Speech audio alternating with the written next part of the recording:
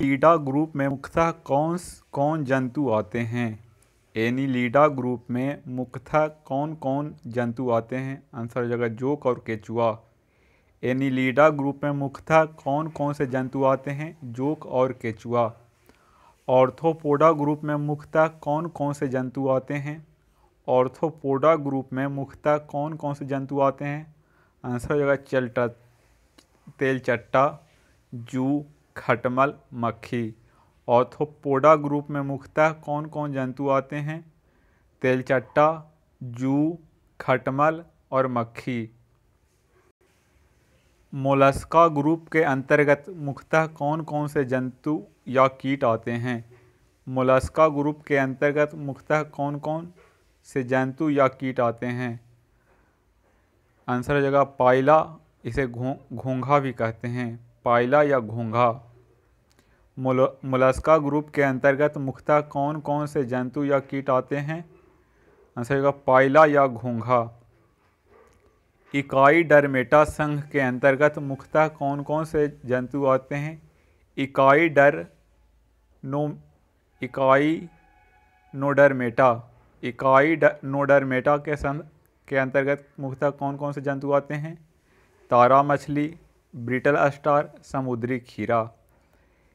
Echinodermata संघ के अंतर्गत मुख्यतः कौन कौन से जंतु आते हैं? तारा मछली, ब्रिटल स्टार, समुद्री खीरा। मनुष्य का पाचन क्रिया का प्रारंभ कहाँ से होता है? आंसर जगह मुख से। मनुष्य के पाचन क्रिया का प्रारंभ यानी शुरुआत कहाँ से होता है? आंसर हो जाएगा मुख यानी मुंह से। मनुष्य के पाचन क्रिया का प्रारंभ कहाँ से होता है? मुंह से। शिराएं द्वारा कौन सा रक्त प्रवाहित होता है? शिराएं द्वारा कौन सा रक्त प्रवाहित होता है? आंसर हो जाएगा अशुद्ध रक्त। शिराएं द्वारा कौन सा रक्त प्रवाहित होता है? अशुद्ध रक्त। धमनी द्वारा कौन सा रक्त प्रवाहित होता है? धमनी द्वारा कौन सा रक्त प्रवाहित होता है? आंसर हो जाएगा शुद्ध रक्त। धमनी के द्वारा शुद्ध रक्त प्रवाहित होता है, शिरा के द्वारा अशुद्ध रक्त प्रवाहित होता है। शिरा के द्वारा अशुद्ध रक्त प्रवाहित होता है, धमनी के द्वारा शुद्ध रक्त प्रवाहित होता है। कौन सा विटामिन जल में घुलनशील है? आंसर हो जाएगा बी तथा सी। कौन सा विटामिन जल में घुलनशील है? बी तथा सी। बाकी सब ए, डी, के ये सब जो है वसा में घुलनशील है। कौन सा विटामिन जल में घुलनशील है? बी तथा सी। सोडियम का कार्य क्या है? सोडियम का कार्य क्या है? यह रक्त दाब को नियंत्रित करने में सहायक होता है तथा जल का संतुलन बनाए रखता है। सोडियम का कार्य क्या है? यह रक्त दाब को नियंत्रित करने में सहायक होता है तथा जल को संतुलन बनाए रखता है। पोटासियम का कार्य क्या है? पोटासियम का कार्य क्या है? यह हृदय की धड़कन एवं नाड़ी संस्थान के कार्यों को संचालित करता है। पोटासियम का कार्य क्या है? यह हृदय की धड़कन एवं नाड़ी संस्थान के कार्यों को संचालित करता है। ग्लूकोज बिना ऑक्सीजन की उपस्थिति में मांसपेशियों में प्रतिक्रिया कर क्या बनाता है?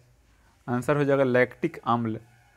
ग्लूकोज बिना ऑक्सीजन की उपस्थिति में मांसपेशियों में प्रतिक्रिया कर क्या बनाता है? आंसर हो जाएगा लैक्टिक अम्ल। ग्लूकोज बिना ऑक्सीजन की उपस्थिति में बैक्टीरिया या यीस्ट से प्रक्रिया कर क्या बनाता है? आंसर हो जाएगा इथाइल अल्कोहल।